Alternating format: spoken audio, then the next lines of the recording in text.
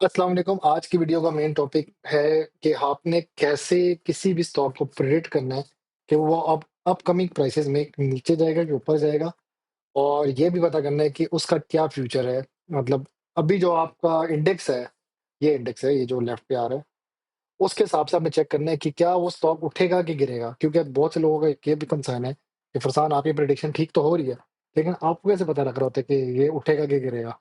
तो वो उसके लिए मैंने ये अब दो एआई टूल्स खोले हुए हैं। एक है डीप सीक, ये वाला chat dot deep seek dot com. दूसरा मैंने खोला हुआ है एआई वाला, ये चैट जीपीटी। ठीक है, ये तो मैं भी आपके सामने करूंगा। और मैं एक स्टॉक की मिसाल देता हूँ। आज उसका नाम है एमसीबी। ठीक है, अभी ये एक्सडी हुआ है, आज की तारीख है मंडे 18। ठीक है, मैं ये जानबूझ के कर रहा हूँ क्योंकि एक बहुत ज़्यादा कंसर्न था बहुत से लोगों का, और दूसरा मुझे असल में मैं रुक गया था एआई को इस्तेमाल करना, क्योंकि कुछ कमेंट्स ऐसे आए थे आप लोगों के कि भाई तू एआई से बाहर निकलता नहीं, हमें सीधा बता कौन सा सॉल्व उठना कि नहीं उठना। Because I don't know why some people don't want to learn, लेकिन ये लर्निंग के लिए बेस्ट है।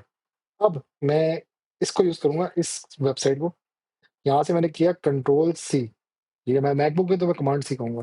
और अब मैं एआई से बातें करूंगा, आपने देखना है। ठीक है, पहले तो मुझे अकाउंट अपना बनाना है। मेरा ऑलरेडी एक अकाउंट बना हुआ है, तो मैं यहाँ से फिंगर अपनी अटैच करूंगा और वो लॉग इन कर देगा मुझे। ठीक है, तो अपना अकाउंट बना ले। ठीक है, और दो अकाउंट बना ले, क्योंकि इसकी ना एक लिमिट होती है, वो फुल हो जाती है, फिर आप नई अकाउंट से आते हैं। क्योंकि अक्सर वो कहते हैं अपग्रेड योर प्लान, पैसे नहीं देने। हम पाकिस्तानी पैसे नहीं देंगे, याद रखना, कभी भी पैसे नहीं। अभी ये फिर मुझे कह रहे हैं अपना अकाउंट को अपग्रेड करो, लेकिन काम चला देंगे हम वैसे ही। अब मैं इसको ये दे दिया लिंक। ठीक है, एमसीबी आज की प्राइस है एक, ये हो गया। इधर से मैं क्या करूंगा, 3 इयर्स का इसको प्लान दे देता हूँ, 5 साल का नहीं दे रहा। ठीक है, और ये एक्सपोनेंशियल ग्रो किया है। यहाँ से मैं एक स्क्रीनशॉट लूंगा अब इसकी, पहले इस ग्राफ की, इधर से ऐसे करके स्क्रीनशॉट ली। अब ये 5 सेकंड इधर, तो मैं इसको इधर तक रख दूंगा कि विद इन 2 साल इसने कितना ग्रो किया, तो एआई को रफली अंदाजा हो जाएगा। ये स्क्रीनशॉट ले ली मैंने। ठीक है, अब मैं क्या करूंगा, यहाँ से इसको ड्रैग एंड ड्रॉप कर दूंगा। वो अभी अपलोड हो रही है। ठीक है, डाउनलोड मैंने बोल दिया, अपलोड हो रही है। अच्छा, ये लिख दिया। अब मैं इससे उर्दू में बात करूंगा। ठीक है, और या कहते तो इंग्लिश में कर दो, लेकिन सिंस हम पाकिस्तानी है तो सारे मैं उर्दू में बात करूंगा। फिर सवाल आ जाता है कि आप उर्दू टाइप कैसे करेंगे। नहीं, आप जो मैसेजिंग में बात करते हैं ना, उसका रोमन लैंग्वेज में बात करेंगे। अब मैं उर्दू में वो बात करता हूँ। आप मुझे बताएं कि ये स्टॉक आज एक्सडी, अब मैं थोड़ा सा जूम कर रहा हूँ, एक्सडी हुआ है, तो इसकी बाइंग प्राइस क्या है। ठीक है, थोड़ा जूम आउट भी हो जाए ना, बहुत ज़्यादा जूम इन हो गया था। और मुझे ये बताएं कि मैं कब एंट्री लूं इस स्टॉक में। इसने अभी रिसेंटली 9 रुपीज डिविडेंड दिया है, और मुझे इसकी सपोर्ट एंड रेजिस्टेंस की बेस पे एक एस्टिमेटेड, मतलब मुझे एक अंदाजन बता दे क्या प्राइस है। यहाँ तक सवाल खत्म हो सकता है, लेकिन मैं एक और चीज करना चाहता, लेकिन फिर वो बहुत कॉम्प्लेक्स हो जाए। चलो इसको इस तरह ही चाहते थे, use fundamentals and technicals, remembering that in every quarter. अब मैं से इंग्लिश में थोड़ी बात करूँ कि हर क्वार्टर में ये जो एमसीबी है, ये 9 रुपीज पर स्टॉक डिविडेंड देता है। चलो, अब ना वो कहानी सर्च करेगा उस हिसाब से। तो हमने क्या करना है, इसके साथ इसमें बातें करनी है, और वो बातें हमें फायदा देगी। ठीक है, क्योंकि अभी देखो मुझे सारा इसने बता दिया। कह रहे करंट प्राइस इसकी 349 है एज ऑफ अगस्त, जो भी तारीख आ रही है। इसका मतलब एक्स डी, यार याद रखना, एक्स डी का मतलब होता है कि अभी ये डिविडेंड दे चुका है। It's recently gone ex D buyers after the ex date won't. अच्छा, इसके बाद जो कोई बाय करे उसको डिविडेंड नहीं मिलेगा, उसे नॉर्मल पे दीजिए। अब मेरा सवाल था बाइंग नाउ, ये लिखा हुआ है बाइंग नाउ।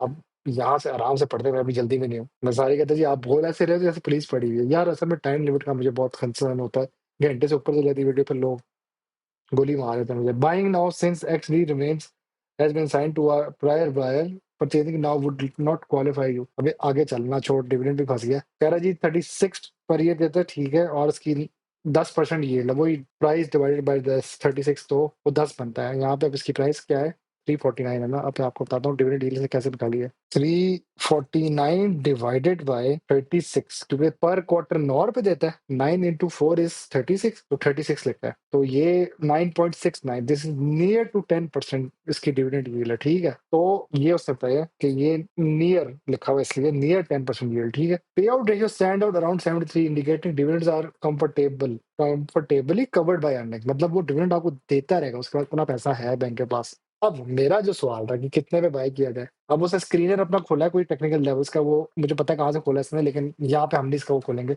ये उधर गया है ट्रेडिंग व्यू वगैरह की वेबसाइट पे, वहां से ना इसने स्क्रीनर निकाला, उसने एक रेजिस्टेंस देखी है कि इसकी पीक जो प्राइस है ना वो 366 के आसपास एक पीक प्राइस है, ये वाली, ये जो अभी आई थी। यहाँ से ना मैं अभी निकालता हूँ 6 महीने के हिसाब से, 366.75 इसका रेजिस्टेंस है। इसके बाद ये नहीं हो जाएगा, 369 मैक्सिमम मार के वापस आ जाएगा, ठीक है। ये रेजिस्टेंस है। रेजिस्टेंस मतलब एक सेलर बैठा है, इससे आगे अगर जाएगा तो सेल हो जाएगा सारा और गिर जाता है। मतलब बहुत ज्यादा सेलर्स का ऑर्डर लगा हुआ है और बायर मतलब वहां तक नहीं फिर ले जा पाता इसको, मतलब डिमांड यहाँ पे खत्म हो जाती है इसकी। सप्लाई सप्लाई डिमांड की वो कहानी है। आप समझे कि बस उधर इधर जाके ना रुक जाता है ये, इधर से वापस आ जाता है। तो देखो ना इसके बाद वो ट्रायंगल नीचे को जा रहा है, ठीक है। तो वो उसने बोला है कि शॉर्ट टर्म रेजिस्टेंस ये है 366.75 और शॉर्ट टर्म सपोर्ट, रेजिस्टेंस समझ आ गई कि उसके बाद वापस सेल होके गिर जाएगा। और सपोर्ट के अगर गिर रहे हैं तो एक आखिरी उम्मीद बैठी हुई है जो उसको होल्ड कर लेगा, इससे नीचे नहीं जाने देगा। वो उसने बोला 346 है, वो दिखा देता हूँ आपको। 346 चला जा, ये इसके आसपास है, ठीक है। 348 ए पे जा रहे क्योंकि उस आगे ग्राफ 343 पे चला जाता है। तो आज जब ये एक्सडी हुआ था तो 346 347 में खुला था, तब मैंने एक शॉर्ट पे कहा भी था इसको बाय कर लेना, इसकी सपोर्ट है ये। तो ये थोड़ा अभी इंक्रीज किया, 349 पे क्लोज हुआ है, तो वो सपोर्ट है। इसने दो चीजें बता दी। अब मिड टर्म सपोर्ट मतलब कि उसने इन दोनों की रफली एवरेज निकाली तो 310। और लॉन्ग टर्म सपोर्ट अब कहता है अगर बहुत ही नीचे गिर गया ना तो वो 270 तक चला जाएगा। होता क्या है कि कभी कभार इस नंबर से भी नीचे चला जाता है, ये 346 से भी नीचे जाएगा ना तो इसकी एक हैवी सपोर्ट है इधर कहीं बैठी हुई है ये। याद करो कि ये स्टॉक बहुत देर तक 280 के पास पे रहा था, तो वो हमें रफ आइडिया था कि इसने जंप करनी थी। 346 से 346 से जब ये गिरेगा, ठीक है, समझो इधर से जब ये गिरेगा तो उसके बाद एक और सपोर्ट है, वो खड्डा है, ये जो खड्डे बन रहे हैं ना, ये खड्डा है, ठीक है। 323 आ रहा है, अब यहाँ पे से क्या 310 है।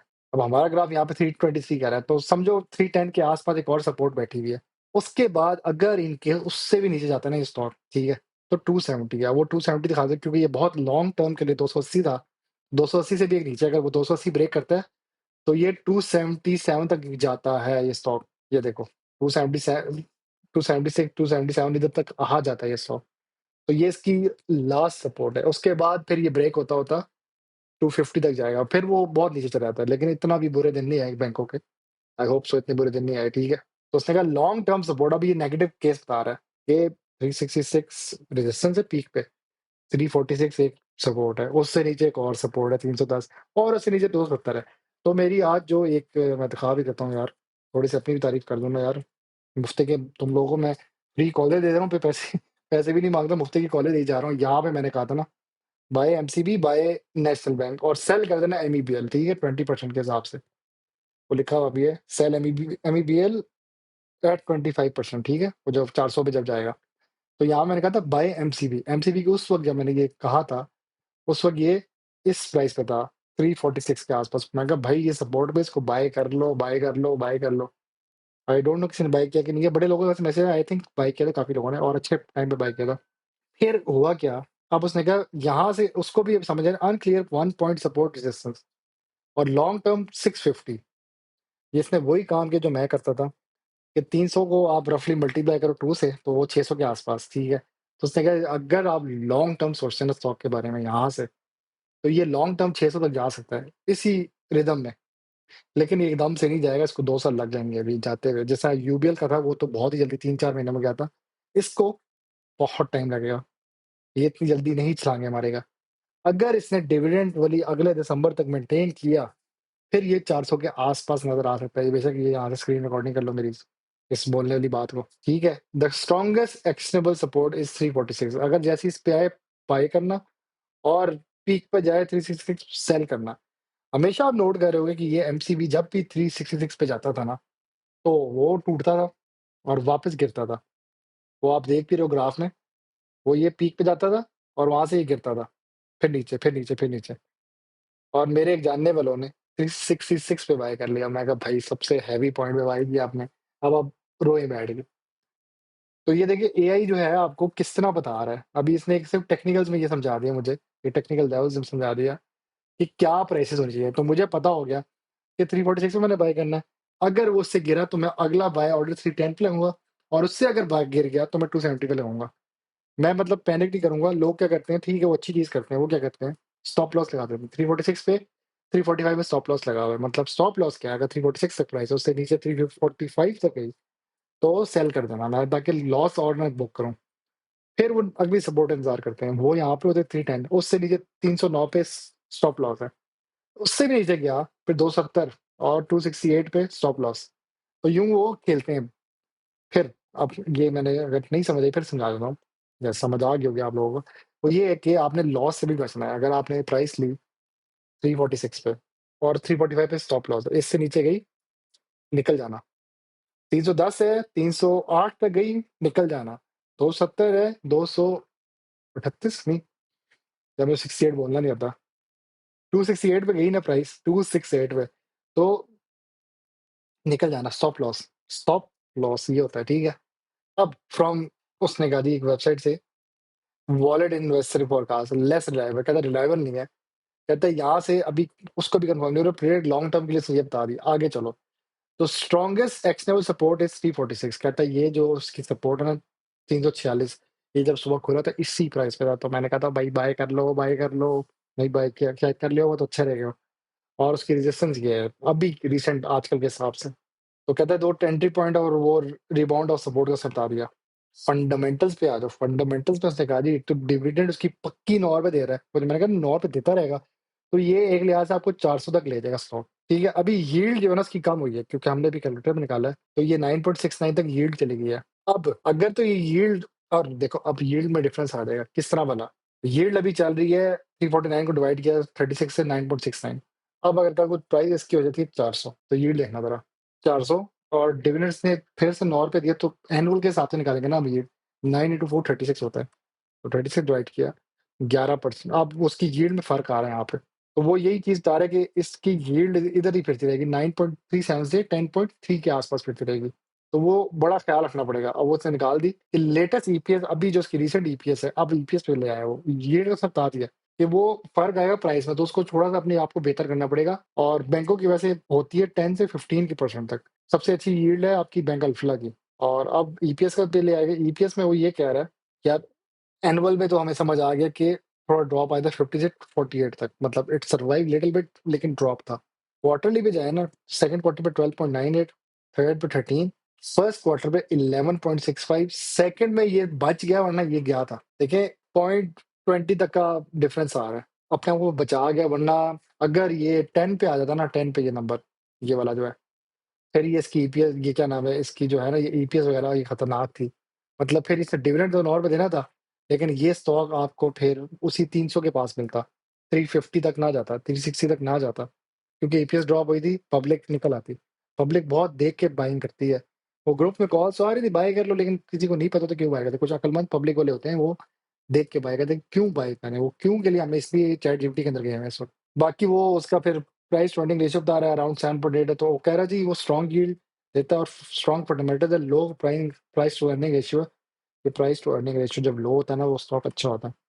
तो वो appealing for dividend focus investor, जो मेरा जैसा इन्वेस्टर है ना, कोई बंदा पूछे ना पैसे मैंने इन्वेस्ट करना है, तो चुप करके एमसीबी ले ले, तो डिविडेंड अच्छे 36 रुपए तक आता रहेगा, जमा कर ले जितने एमसीबी जमा कर सकता है। अब मेरा जो खुद सवाल था कि मैं कब एंट्री मारूं, तो यहाँ पे वो कह रहा है बाय आफ्टर एक्सडी। मैं हमेशा कहता हूँ अगर कोई स्टॉक बहुत ज्यादा बड़ा चला जाए ना, तो उसको एक्सडी के फौरन बाद बाय करना, या थोड़ा सा एक स्लॉट देख लो कि ये एक्सडी के बाद कितना ड्रॉप होता है। तो मेरे लिहाज से अभी भी जब इसकी सपोर्ट थी, यहाँ पे जो सपोर्ट मेंशन हुई हुई है ये वाली 346 था, उस वक़्त आप बाय करते, अभी भी ठीक है, 349 इतनी बुरी प्राइस नहीं है। मैं जाऊँगा सरमाए की वेबसाइट पे, ठीक है, और मैं जाऊँगा ट्रेडिंग व्यू पे। मेरी असल में ट्रेडिंग व्यू चल नहीं रही थी, तो अब आपने एक चीज़ नोट करनी है, ये अभी लास्ट मोमेंट पे बाइंग के बजाय सेलिंग हुई है, सेलिंग, सेलिंग और सेलिंग, जिसकी वजह से प्राइस में ड्रॉप आया। होता क्या है, अब मैं एक चीज़ बताता हूँ, स्टॉक की साइकिल को समझना है आपने, ठीक है? वो साइकिल ये है कि जब भी स्टॉक मार्केट की बात कर रहा हूँ, कोई स्टॉक एक्सडी हो जाता है ना, उसके बाद क्या होता है, लोग डिविडेंड भी ले लेते हैं और सेल कर देते हैं, तो सेलिंग प्रेशर ज़्यादा हो जाता है। उससे क्या होता है कि कैंडल ज़्यादा बन जाती है, आपका बायर कम है, सेलर ज़्यादा बैठा हुआ है, तो बड़ी से बड़ी कैंडल जमा होती रहती है, जिसकी वजह से प्राइस में ड्रॉप आता है। तो ये एक लिहाज से जो बंदा न्यू इन्वेस्टर है ना, या जो वो इंतज़ार में होता है कि गिरे तो मैं बाय करूँगा, तो वो बाइंग के लिए एंट्री मार लेता है। तो वो इस हिसाब से मेरे लिए तो ये बेस्ट था। ये इसकी एक लाइन भी लगी हुई है, इसकी लास्ट सपोर्ट, उससे नीचे फिर ये वापस इधर तक आ जाता है आपका 342 तक। लेकिन this is also a good price, इधर आप आस-पास इसको पैचेज़ में बाय करें, ये अच्छी प्राइस बना रहा है। उसने कहा जी इसके आस-पास इसको कंसोलिडेट कर लें और मतलब सपोर्ट है, स्ट्रॉन्ग सपोर्ट उधर आप बाय करें। अब उसने कहा है कि अगर प्राइस ब्रेक कर गई तो ये 367 के पास जाएगा और फिर वहाँ से अपने आप को ब्रेक करने की कोशिश करेगा रेजिस्टेंस को। मतलब कि ये जो उसका वो पीक है ना, इसको ब्रेक कर गया ना, मैंने ये बोला था कि कुछ स्टॉक्स होते हैं वो ब्रेक का इंतज़ार करते हैं, कि ये इसका एक पीक है, इसको अगर ब्रेक कर गया ना, फिर ये 367 तक जा सकता है, वो ये लिखा हुआ है। फिर entering on a breakout trend, फिर ये नहीं रुकेगा, फिर ये छलांगे मारेगा, ब्रेकआउट एंट्री चलता ही जाएगा। लॉन्ग टर्म होल्ड, जो मैंने बार-बार बोला, वो 400 तक जाएगा ये स्टॉक, तो लॉन्ग टर्म के लिए बहुत अच्छा है।